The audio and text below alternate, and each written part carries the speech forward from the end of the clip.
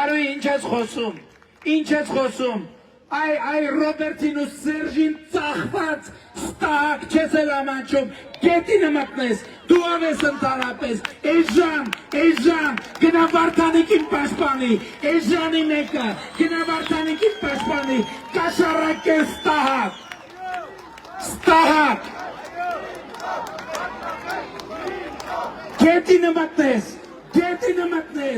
գետինը մտնես, Ռոբին ու Սերժին ծախված, ընդհանրապես հետո պարզվեց, որ դուք քո շեֆը Ռաֆիով բանով ծախված էիք և ամեն անգամ ժողովրդին առաջնորդում էիք դեպի պարտություն, ամեն անգամ գիտակցված, դուք բոլորդ ծախու ընդդիմություն եք եղել, դու, Լևոնը, Ռաֆին, Վազգենը, մյուսները, դուք ծախված ընդդիմության ներկայացուցիչներ եք, դուք վճարվել եք Սերժից և Ռոբերտից, որ ժողովրդին ամեն անգամ խաբելով տանեք դեպի պարտություն, այդ հեղափոխությունը 18 թվին չեր լինի, այդ հեղափոխությունը կլներ 2003 թվին, այդ հեղափոխությունը կլներ 2004 թվին, եթե Լևոնը, Ռաֆին, Զարուհին ու իրանց նման ստահակները նախապես գործարքի գրացած չլնեին ժողովրդին, դուք պետք է պատասխան տաք,